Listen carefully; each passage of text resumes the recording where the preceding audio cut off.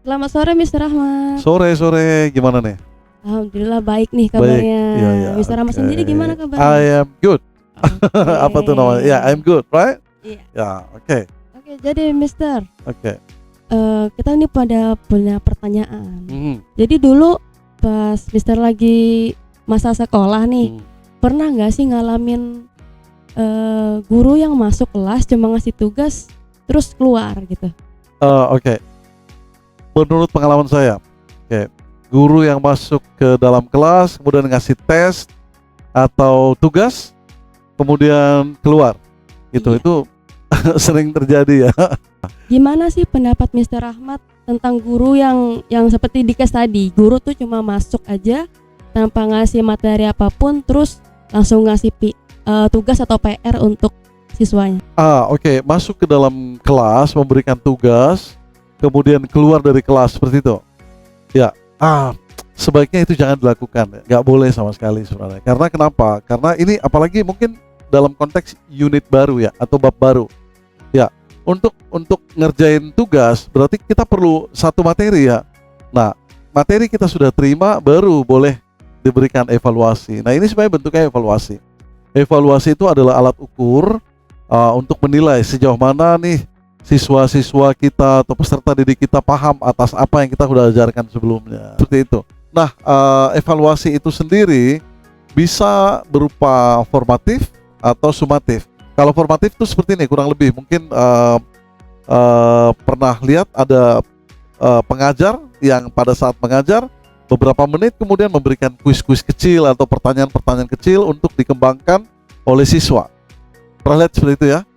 Ya. Nah, itu bentuk formatif. Jadi kita berikan kuis-kuis kecil, pertanyaan kecil untuk mendapatkan umpan balik dari peserta didik. Jadi mereka paham gak nih apa yang diceritakan sepanjang ini beberapa menit yang berjalan nih, seperti itu.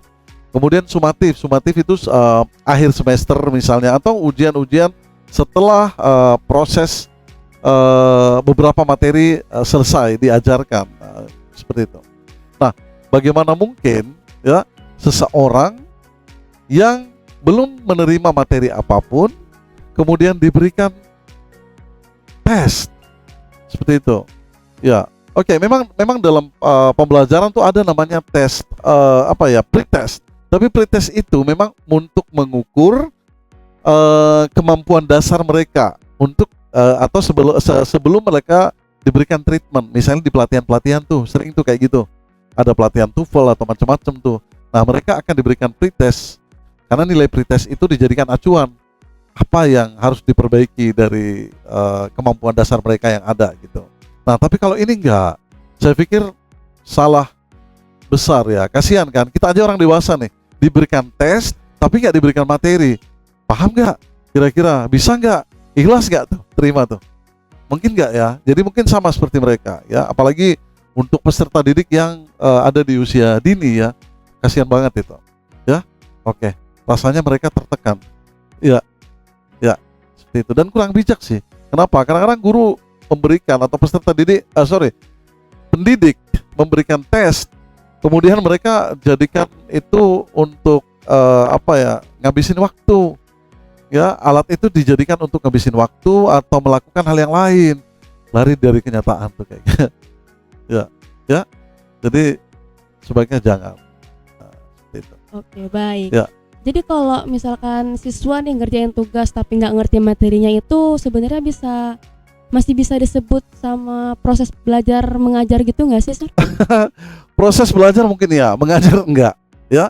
Jadi idealnya seperti yang saya bilang tadi bahwa evaluasi itu diberikan setelah materi diberikan. Jadi kita ngukur dulu gitu. Kita ngukur nih sejauh mana mereka paham, sejauh mana atau apa saja yang mereka paham dan apa saja yang mereka nggak paham untuk apa yang kita sudah berikan, seperti itu. Jadi menurut Mr. Rahmat, apa sih manfaat yang didapatkan oleh guru dari tes siswa yang tadi? Oke, jadi evaluasi itu yang dapat manfaatnya bukan hanya siswa ya, sebenarnya guru juga. Cuman kalau siswa itu apa? Nah, kalau siswa itu dapatnya apa? Mereka tahu apa yang kurang nih, apa yang harus saya perbaiki. Jadi mereka akan jadikan itu motivasi, harusnya seperti itu. Kemudian untuk pendidik ya, pendidik sendiri harusnya menganggap itu sebagai sesuatu yang sangat baik, di mana pertama mereka bisa tahu siswa atau peserta didik yang mereka ajarkan tuh kurangnya di mana gitu. Kemudian bisa menjadi acuan untuk pembelajaran selanjutnya. Dan yang nggak kalah pentingnya satu hal nih, evaluasi itu jangan dianggap sebagai alat untuk mengevaluasi siswa aja atau peserta didik aja gitu. Jadi kita juga harus introspeksi ke dalamnya. Misalnya nih hasil evaluasinya sangat buruk terhadap apa yang kita udah ajarkan, berarti ada yang salah tuh di dalamnya. Mungkin yang pertama materinya terlalu berat. Kemudian yang kedua juga adalah metode yang kita gunakan pada saat mengajarkan mereka atau saat pembelajaran dilakukan di kelas, mungkin metodenya salah atau kurang tepat, seperti itu. Oke. Ya. Di dalam case Ya. ini nih, Sir. Jadi salah siapa sih? Salah siapa? Oke, yang pertama salah guru sebenarnya. Yang pertama guru harus sadar ya. Guru harus sadar bahwa tes yang diberikan itu ya seperti tadi yang saya bilang, evaluasi, alat ukur, ya alat untuk menilai kemampuan mereka sejauh mana mereka paham. Kemudian yang kedua nih, pihak sekolah dalam hal ini adalah mungkin saya minta maaf, tapi mungkin kepala sekolahnya kurang memonitor, ya, atau kurang mengevaluasi juga sejauh mana guru-guru di sekolah tersebut mengajar dengan baik, seperti itu. Dan yang ketiga, oh ya, mungkin karena gini, yang kedua tadi saya masih yang kedua nih.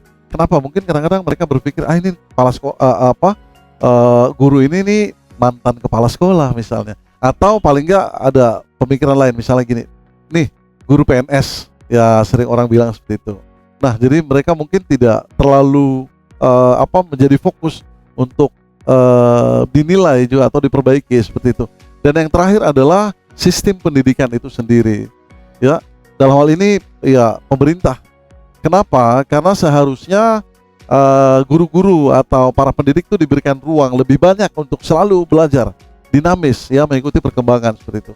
Selalu belajar ya. Jadi tolong untuk diberikan ruang untuk mereka, ruang belajar. Dalam hal ini mungkin pelatihan, ya, seperti itu. Oke. Ya. Jadi apakah bisa disimpulkan, Sir? Kesimpulannya, sebaiknya para pendidik masuk ke dalam kelas itu bukan hanya memberi evaluasi, ya, tentunya mereka memberikan pengajaran juga, tapi bukan hanya memberikan evaluasi, tugas-tugas, apalagi kalau tugasnya tidak diperiksa, ya, ini kan sering terjadi tuh. Tapi nanti kita bahas ya, oke?